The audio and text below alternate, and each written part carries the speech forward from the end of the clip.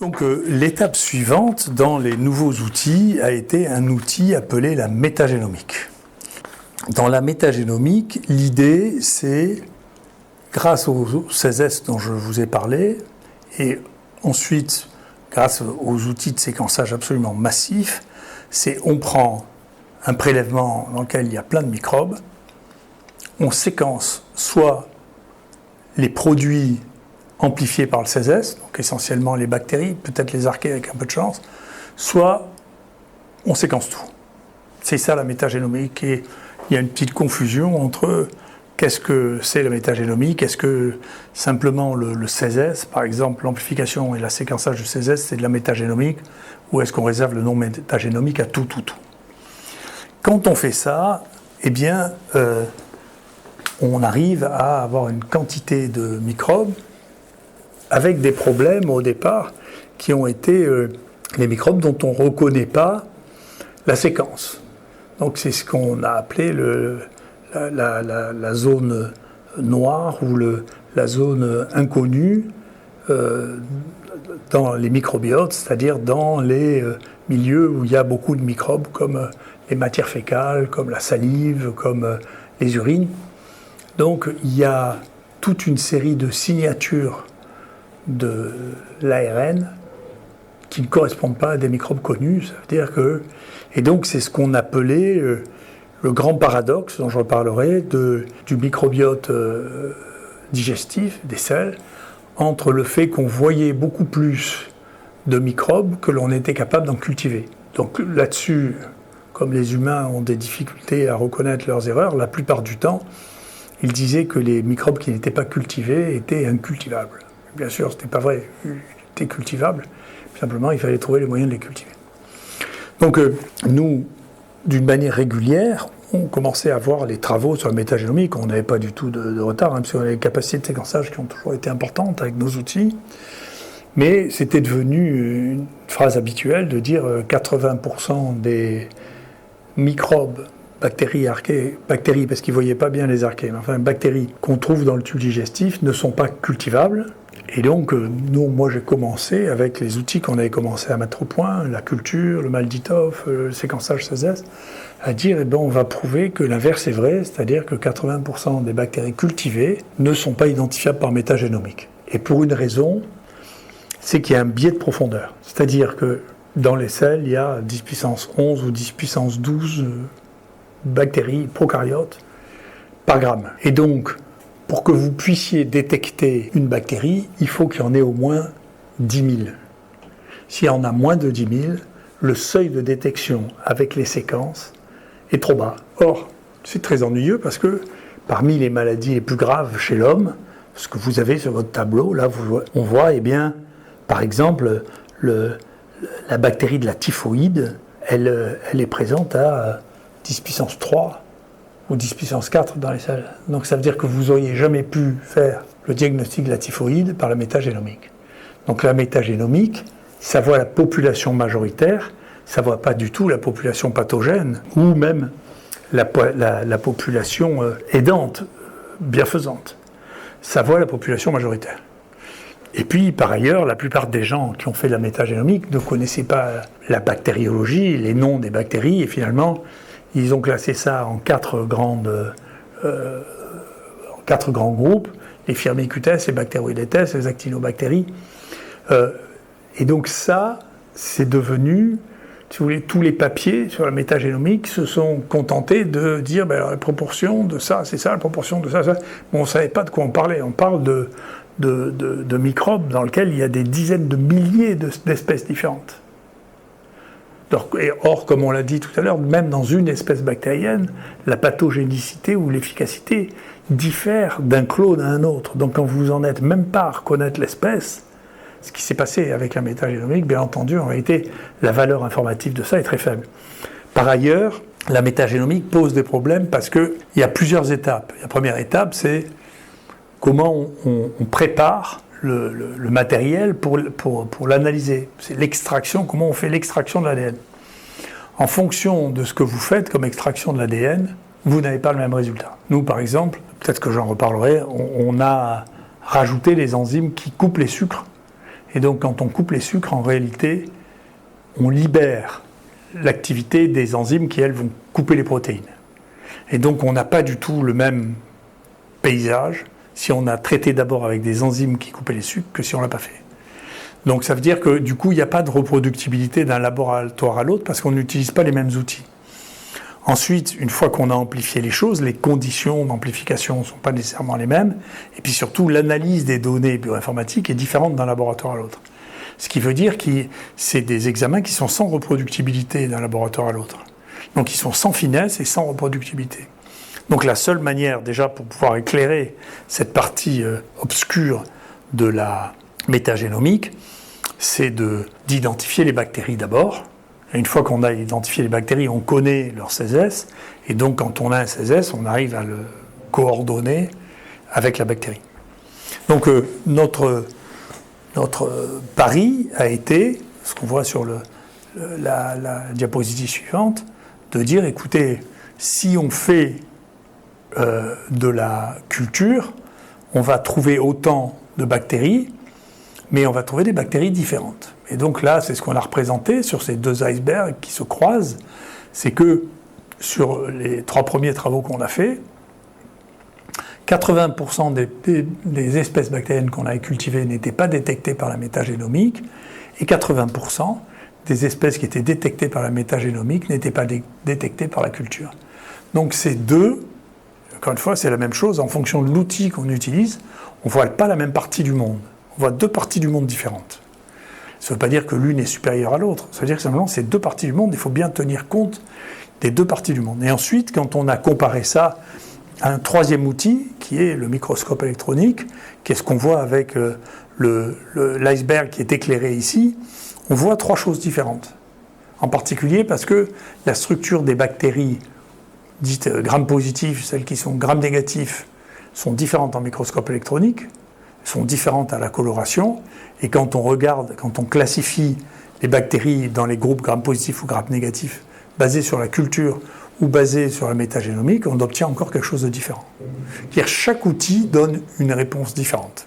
Il va falloir faire la synthèse de tout ça à un moment, mais pour l'instant, il faut continuer à travailler.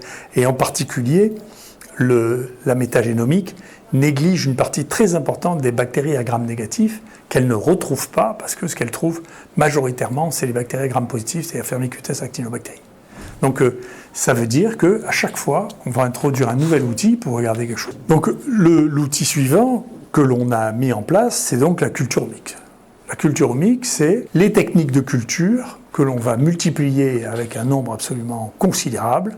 Là, vous voyez des hôtes anaérobies qu'on a installés pour pouvoir multiplier les conditions de culture. Et on a fait notre premier papier, très difficile à publier d'ailleurs, en 2009, sur la culture omique, qui est un terme qu'on a inventé ici aussi, pour y voir clair dans le microbiote digestif. Donc on a commencé par faire 3 études. Une, c'était Jean-Christophe Lagier, une, c'était Mathieu Millon, et une, c'était Perrine Hugon. Et on a comparé, et on a regardé ce que l'on arrivait à trouver. Et bien entendu, on a trouvé une mine d'or. C'est-à-dire que le nombre de microbes nouveaux qu'on a trouvés est infernal, c'est inouï. Et puis on a fini par faire regrouper ces papiers que l'on avait faits dans un papier pour Nature Microbiologie. Et donc, on a montré qu'on avait maintenant isolé dans ce travail 1500 espèces bactériennes différentes, et que parmi ces 1500 bactériennes isolées, il n'y en avait que à peu près 300 qui étaient connues dans le tube digestif avant qu'on commence le travail. C'est-à-dire on a multiplié par 5 le nombre de bactéries connues dans le tube digestif. Et donc dans ces bactéries, il y avait des bactéries qui étaient des nouvelles espèces complètes, qu'on ne connaissait pas du tout avant, des bactéries qu'on n'avait jamais vues chez l'homme, des bactéries qu'on avait vues chez l'homme mais pas dans le tube digestif, des bactéries qui étaient connues dans le tube digestif. Et donc on voit que sur ce travail, les 4/5 des bactéries qu'on a trouvées étaient trouvées pour la première fois, isolées pour la première fois du tube digestif. Alors comment on a fait ? C'est ce qui est expliqué dans cette diapositive, c'est on a commencé par tester, la première fois, c'est plus de 200 techniques de culture différentes, en changeant tout, la température, la concentration en oxygène, les composés, en rajoutant du rumen, qui est un truc épouvantable. Le rumen, c'est le contenu du tube digestif des moutons. Ça sent horriblement mauvais, mais c'est très enrichi pour cultiver les microbes du tube digestif. C'est quelque chose qui est assez difficile à remplacer en réalité. Donc, quand on préparait le rumen, ça donnait des éclats de rire dans le laboratoire qui étaient assez spectaculaires. Une fois qu'on a ça, eh bien, on testait en moyenne 10 000 colonies par cell qu'on regardait au Malditoff. Et donc, chaque fois qu'on avait un spectre différent, Malditoff, on essayait de l'identifier, soit avec la banque, et donc, au fur et à mesure, la progression des cultures continuait. Le plus récent, pour l'instant, des papiers qu'on ait fait date de 2021 sur le répertoire des bactéries cultivées.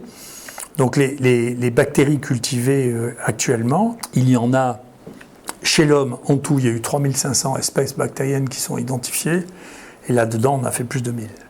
Donc on a fait à peu près un tiers des microbes connus chez l'homme. Et donc si on regarde là dans les figures suivantes, eh bien on voit la proportion des bactéries obtenues par culture omique ou obtenues par maintenant le laboratoire de microbiologie clinique avec nos outils. Eh bien on voit que les noms les plus communs d'espèces bactériennes, c'est Massiliensis, c'est Timonensis, c'est Marseillensis, c'est Sénégalensis, parce qu'il y a beaucoup de choses où on a travaillé avec le Sénégal. Et donc sur les 3000 bactéries humaines, il y en a 1000 qui ont été identifiées pour la première fois au monde à Marseille. Donc ça fait un tiers. Et ça donnait des séances d'ailleurs qui étaient tout à fait cocasses, parce que généralement c'était le vendredi. Pour pouvoir les identifier, on regardait les séquences le vendredi. Alors au début, on les a identifiées par le 16S et l'ARN ribosomal, et puis on s'est rendu compte que c'était un moyen d'identification qui n'était pas très très pertinent. Donc on a fait le génome de tout ce qui était atypique sur le plan du Malditoff maintenant, pour pouvoir faire ce qu'on appelle du DDH, c'est-à-dire de faire de l'hybridation, de comparer les bactéries 2 à 2 par leur génome tel qu'il est réalisé sur les séquences produites par le génome.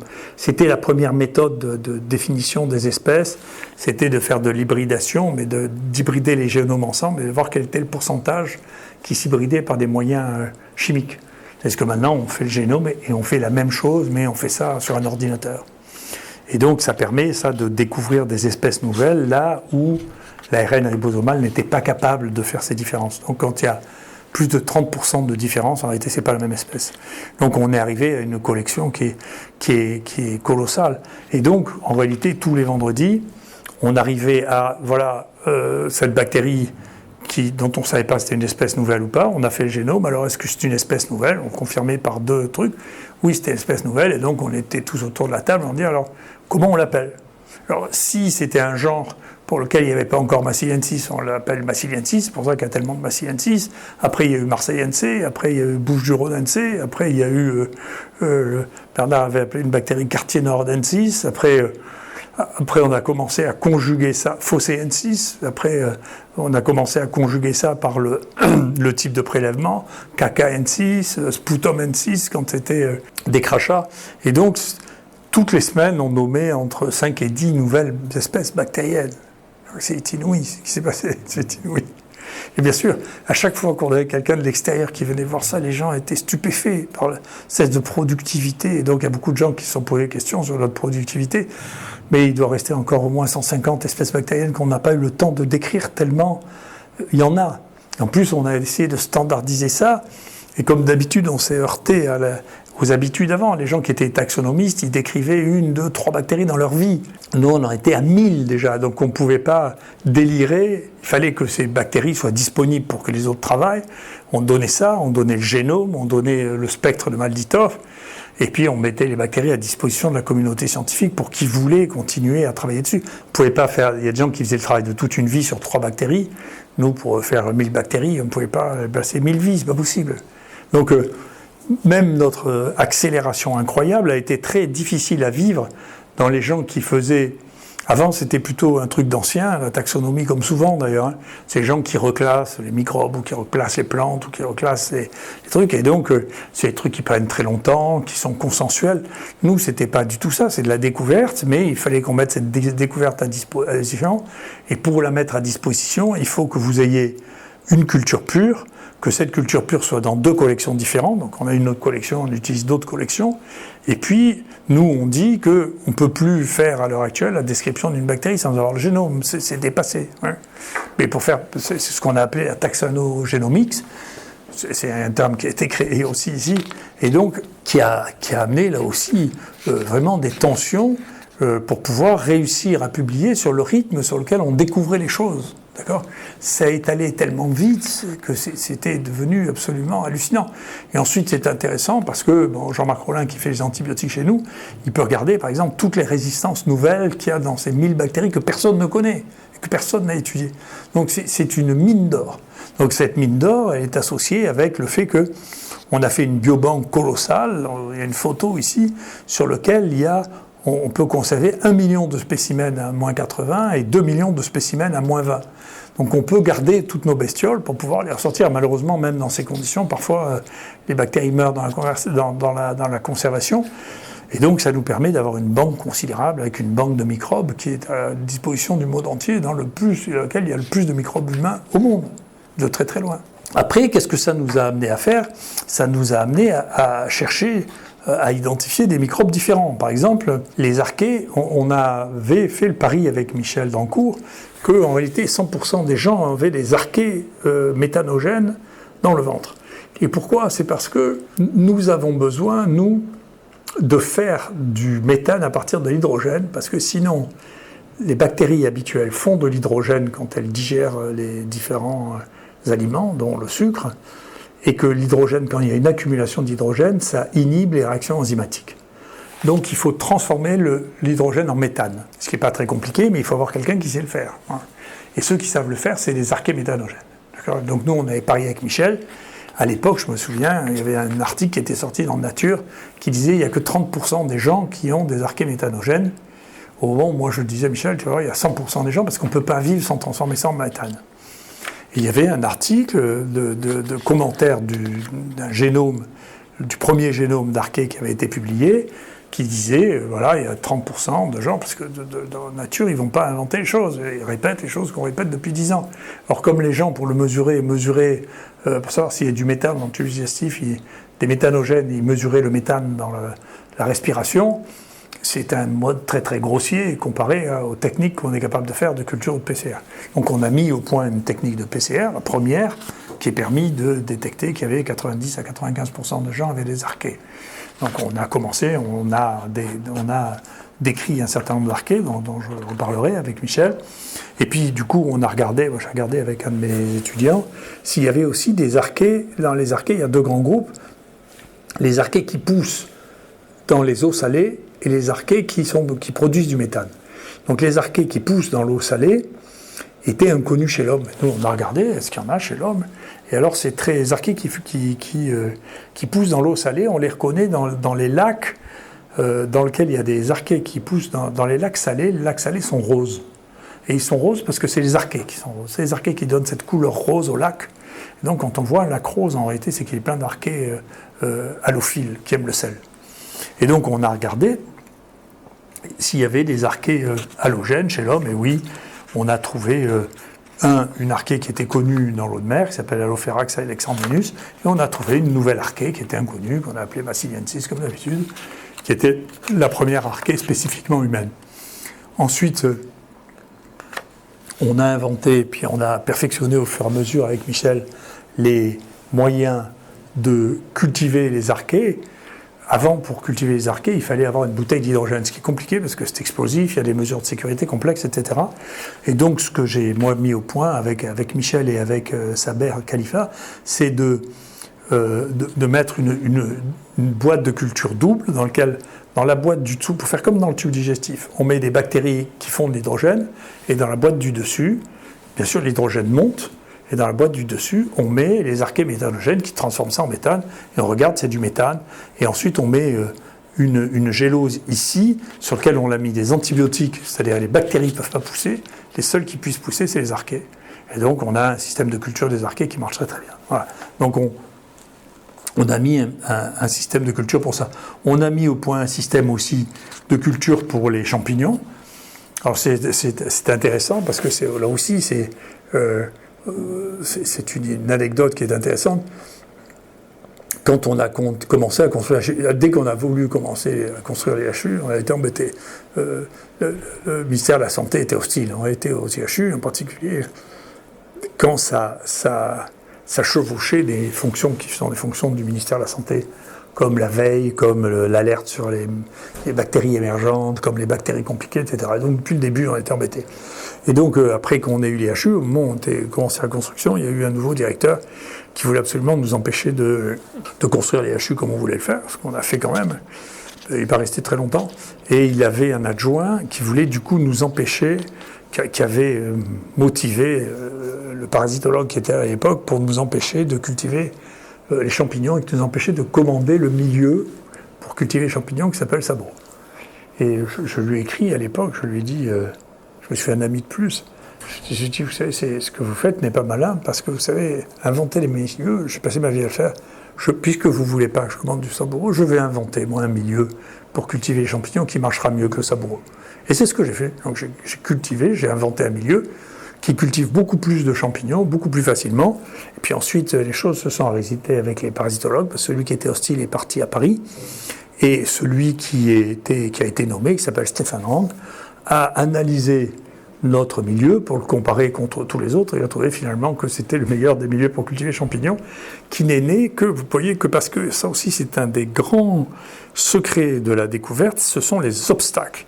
Les obstacles aident beaucoup à la découverte. Quand vous n'avez que des lignes droites, vous n'avez pas besoin de réfléchir. Parce que quand vous avez des obstacles, vous êtes obligé de savoir si vous allez passer par-dessus, par-dessous, à gauche, à droite ou à gauche. Et là, le fait qu'il nous ait mis un obstacle, ça m'a obligé à faire une réflexion pour dire, écoutez, mais tiens, je vais faire quelque chose, je vais faire un milieu de champignons qui est encore meilleur que tout ce qu'on a fait, comme c'est un milieu qui avait été fait depuis des années. Personne n'avait réfléchi, parce que personne n'avait trouvé quelqu'un qui soit assez stupide pour empêcher les gens de cultiver le milieu de base qui coûte 3 sous.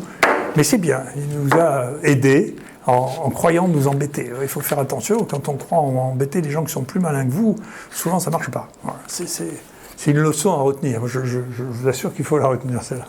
Avec Michel Ranco, on a mis au point des techniques de culture des mycobactéries qui avancent et qui continuent à avancer très vite. C'est un projet qu'on développe avec Culture Top, avec qui, vous avez vu, j'ai un conflit d'intérêt, puisque c'est une petite boîte qu'on a créée et qui est en train de développer des milieux. Celle-là aussi est en cours de développement là-dedans, qui est un milieu de culture qui est très, très, très intéressant, qui est un milieu de culture pour les anaérobies. Dès le départ, de la culture des bactéries, on s'est rendu compte qu'il y a des bactéries qui ne poussaient pas quand on les mettait dans l'air normal, habituel. Et donc, on a commencé à se poser la question de savoir ce qui se passait. Et on s'est rendu compte que l'oxygène, en réalité, elle ne supportait pas l'oxygène, elle cultivait, mais on a oublié que c'est l'oxygène qu'elle ne supportait pas, pour dire que ce qu'elles aimaient, c'est cultiver sans oxygène. Et en réalité, en réfléchissant, parce que dedans, la proportion de bactéries anaérobies dans le tube digestif, c'est colossal. Ça fait 90%, 99% en fonction de l'endroit que vous prélevez. Donc on s'est dit c'était bien de travailler sur l'anaérobiose, et on s'est rendu compte que l'anaérobiose, ce qui comptait, c'était pas que ce soit sans oxygène, c'était que l'oxygène était toxique. Donc ce n'est pas des bactéries anaérobies, c'est des bactéries qui sont sensibles à l'oxygène. Et donc ça, en discutant avec les collaborateurs, en particulier, encore une fois, avec Eric Chabrière, je lui ai dit, qu'est-ce que tu connais comme antioxydant ? Je vais essayer de cultiver ça avec des antioxydants. Alors il a commencé par me dire, mais écoute, tu n'as qu'à commencer, c'est le plus simple, c'est la vitamine C, c'est un très bon antioxydant. Et donc on voit, c'est extraordinaire, sur cette gélose, 2 anaérobies strictes, eh bien si on rajoute il ne pousse pas dans la gélose ordinaire jusqu'en haut parce que cette partie de la gélose est trop oxydée, elle est au contact de l'oxygène. Mais si on rajoute un antioxydant, c'est la même gélose, mais avec de la vitamine C, elle pousse jusqu'en haut. Et donc ça, c'est la preuve qu'en réalité, ce n'est pas des anaérobies, c'est des bactéries intolérantes à l'oxygène. Et ensuite, on a découvert plein d'autres antioxydants, ce qui fait qu'on a fait des milieux avec ça aussi. Voilà, et donc, on a, avec ces éléments, en particulier avec nos nouveaux milieux de culture, on a commencé à analyser le microbiote des champignons que personne ne regardait, qui s'appelle le mycobiota, avec Stéphane Rank. Et là, c'est pareil, on a commencé à montrer qu'il y avait plus de champignons quand on tentait de les cultiver que quand on regardait ça par biologie moléculaire. Et puis, voilà, là, on a regardé, ça c'est toute la liste des champignons que l'on a pu isoler maintenant du microbiote, avec certains qui étaient inconnus et des espèces qui sont en cours de description. Le dernier outil de cette série est le microscope électronique de table, qui est un microscope électronique que j'ai eu par chance, encore une fois, parce que Hitachi m'avait demandé de faire une conférence chez eux sur la microbiologie clinique, et donc je suis allé dans leur usine, j'aurais fait cette conférence, et puis dans le hall, j'ai repéré un microscope électronique de table qui était grand comme ça. Je leur ai demandé, mais qu'est-ce que c'est? Il me dit, mais c'est un microscope électronique à balayage. Mais les microscopes à balayage, moi, ce que je connaissais, il était grand comme une pièce. J'avais déjà 2 microscopes électroniques, mais il fallait une pièce entière pour mettre un microscope. Je dis, mais attendez, comment ça marche? Donc il commence à me montrer comment ça marche. Et le microscope est autofocus, il se projette directement sur l'écran. Vous n'avez pas besoin de mettre au point. Les photos sont prises instantanément. Et on peut développer une vitesse qu'on a fait ensuite avec eux de manière extraordinaire. Donc j'ai négocié avec eux pendant 1 an pour qu'ils me mettent à disposition ces microscopes pour qu'on les évalue. Ça fait 6 ans de ça, donc j'ai un conflit d'intérêt avec Hitachi puisque j'ai travaillé sur ce microscope depuis tout ce moment-là. Il y a une partie où j'ai été payé pour le temps que je passais sur ces travaux.